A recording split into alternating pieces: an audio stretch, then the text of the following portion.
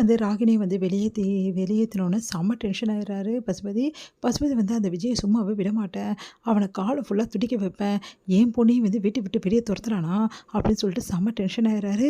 உடனே என்ன பண்ணுறாரு, வெள்ளாக்கும் விஜய்க்கும் காலைல கல்யாணம் நடக்க போதில்ல, அங்கே இருக்குது அவனுக்கு அப்படின்னு சொல்லிட்டு டென்ஷன் ஆகிறாரு. அடுத்து வந்து சரிங்கப்பா வெள்ளா கிட்ட இந்த விஷயத்தை பற்றி சொல்லிட்டீங்களான்னு, அதெல்லாம் ஒன்றும் தேவையில்லைம்மா, நாளைக்கு வந்து அவன் நம்மளுக்கு தானே சப்போர்ட் பண்ணி ஆகணும், ஏன்னா விஜய் கூட கல்யாணம் பண்ணி வைக்கிறோன்னு சொல்லியிருக்கோம்ல அப்படின்னோடனே சரிங்கப்பா அப்படின்றாங்க ராகினி. அடுத்து வந்துப்பா அந்த விஜயை சும்மாவே விடாதீங்கப்பா, அவன் எவ்வளோ தைரியமாக தான் என் புருஷனோட சட்டையை பிடிச்சி அடிச்சிருப்பான், அது மட்டுமாப்பா என்னை வீட்டை விட்டு துரத்திருப்பான், அவனை சும்மா விடக்கூடாதுப்பா, அதெல்லாம் நான் பார்த்துக்கிறேம்மா, நாளைக்கு தானே இருக்குது அவனுக்கு அப்படின்னு சொல்லிட்டு டென்ஷன் ஆகிறாரு. சரிப்பா அந்த நியூஸ் இப்போ வந்துடும், இப்போ வந்துடுமா அப்படின்னு கரெக்டாக அந்த நியூஸ் வருது. அப்பா சூப்பர்ப்பா அப்படின்னு சொல்லிட்டு பாராட்டுறாங்க. இங்கே வந்து விஜய் வீட்டில் அதே மாதிரி காவேரி எல்லாருமே வந்து நியூஸை பார்த்து அதிர்ச்சி அடைகிறாங்க. இந்த மாதிரி வெண்டாக்கும் வந்து விஜய்க்கும் கல்யாணம் அப்படின்ற நியூஸை வந்து ஸ்ப்ரெட் பண்ணி விடுறாங்க. அதை கேட்டு எல்லாருமே அதிர்ச்சி அடைய விஜய் செம டென்ஷன் ஆகிறாரு. பார்த்தீங்களா அந்த புத்தியோட காட்டான்ல, அந்த ராகினி வீட்டை விட்டு அமிச்சிட்டல, அதுக்கு தான் இந்த மாதிரி வேலையெல்லாம் பண்ணியிருக்கான், எல்லாமே அந்த வெண்ணிலாவை கைக்குள்ளே போட்டுருந்தான், இதெல்லாம் பண்ணிகிட்ருக்காங்க, இதெல்லாம் சும்மாவே விடமாட்டேன், நாளைக்கு இருக்காது அவனுக்கு அப்படின்னு சொல்லிட்டு டென்ஷன் ஆகிறார் விஜய். இங்கே வந்து காவேரி வந்து அப்படி பார்த்துட்டு வந்து அமைதியாக இருக்காங்க. அதை பார்த்துட்டு பாத்தியாடி எவ்வளோ தைரியமாக இருந்தால் இங்கே வந்துட்டு அப்படியே நல்ல மாதிரி நடிச்சுட்டு அங்கே போயிட்டு இப்போ கல்யாணத்துக்கு ஏற்பாடு பண்ண, அவர் தான் கல்யாணத்துக்கு ஏற்பாடு பண்ணார் உனக்கு தெரியுமாமா அப்படின்னு கேட்குறாங்க.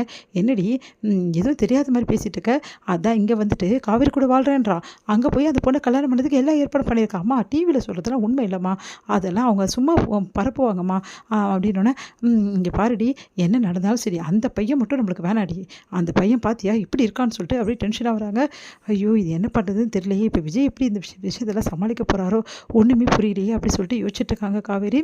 அடுத்து வந்து இங்கே என்ன பண்ணுறாரு, விஜய் வந்து நேராக கோயிலுக்கு போகிறாரு. கோயிலுக்கு போனால் அங்கே வந்து இந்த மாதிரி கல்யாணத்துக்கான ஏற்பாடு எல்லாமே பண்ணியிருக்காங்க. அதை பார்த்து விஜய் செம்மையாக டென்ஷனாக பயங்கரமாக கத்துறாரு. அப்போ வந்து வந்துட்டிங்களா, எனக்கு தெரியும் நீ வருவேன்னு சொல்லிட்டு இங்கே வருவீங்கன்னு சொல்லிட்டு அப்படி சொல்லிட்டு ஓடி வராங்க. வந்து வெள்ளாவை பார்த்து செம்ம டென்ஷன் ஆயிடுச்சு. நீ எல்லாம் ஒரு பொண்ணா இவ்வளோ கேவலமாக நடந்திருக்க, உனக்குலாம் அறிவுன்றதே கிடையாதா, இங்கே பார் நீ என்ன பண்ணாலும் சரி, ஏன் இதே நிமிஷத்தில் நீ மேலே போனாலும் சரி அதை பற்றி எனக்கு கவலை கிடையாது, நான் வந்து ஒரு தாலி கட்ட மாட்டேன், ஏன்னா ஏற்கனவே எனக்கு கல்யாணம் ஆகிடுச்சு, அதெல்லாம் சொல்லிட்டு போக தான் இங்கே வந்திருக்கேன் அப்படின்னு சொல்லிட்டு திட்டுறாரு. உடனே மீடியா முன்னாடி சொல்கிறாரு, மீடியா முன்னாடி தான் எல்லோரும் என்ன அசிங்கப்படுத்துது, இப்போ கேட்டுங்க எல்லோரும் மீடியாக்காரங்க எல்லோரும் கேட்டுங்க, இந்த கல்யாணத்தில் எனக்கும் எந்த சம்மந்தமும் கிடையாது, இந்த கல்யாணம் நான் தான் பண்ணிக்க போகிறேன் நியூஸ் பரப்புனீங்க, இப்போ நல்லா கேட்டுங்க, இந்த கல்யாணத்தை இவங்க தான் வேணும்னே வந்து பண்ணுறதுக்காக வந்து ட்ரை பண்ணுறாங்க, பார்த்தீங்கல்ல இது ஒரு பொய்யான கல்யாணம், இப்போது அது புரிஞ்சுக்குங்க, நீங்கள் இஷ்டத்துக்கு நியூஸ் போடுறீங்க அப்படின்றாங்க.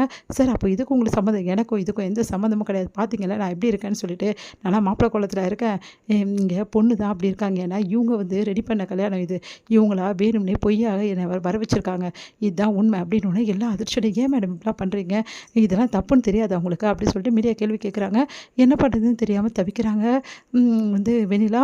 அடுத்து வந்து இங்கே என்ன பண்ணுறாங்க, செமையாக டென்ஷன் ஆகிறாரு அன்பரசு, இவர் எப்படி விடக்கூடாது அப்படின்னு சொல்லிட்டு இருக்கும்போது, இங்கே பாரு விஜய், நீ வெண்ணிலா கடுத்த தாலி கட்டலைன்னா அடுத்த நிமிஷமே வந்து நீ ஜெயில் கம்மி என்ன வேண்டியிருக்கு, நான் ஏன் ஜெயில் கம்மி என்னோ அப்படின்போது போலீஸ் வராங்க.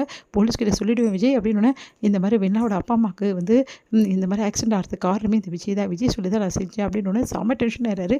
என்னையா நீ லாஜிக்கெலாம் பேசிட்டு இருக்க, நான் எப்போ அப்படிலாம் சொன்னேன் அப்படி சொல்லிட்டு சட்டையை பிடிக்கிறாரு. சண்டை போகிறத பார்த்து போலீஸ் ஸ்டேஷனுக்கு எல்லாரையும் கூட்டிகிட்டு போகிறாங்க. விஜய் மேலே வந்து கம்ப்ளைண்ட் கொடுக்குறாரு. இதை பார்த்து வெண்ணிலா செமையாக டென்ஷன் ஆகிறாங்க. வெண்ணிலா வந்து இதுக்கும் விஜய்க்கும் எந்த சம்மந்தமும் இல்லைன்னு சொல்லிட்டு போலீஸ் ஸ்டேஷனில் சொல்கிறாங்க. அதை கேட்டு எல்லாருமே அதிர்ச்சி அடைகிறாங்க.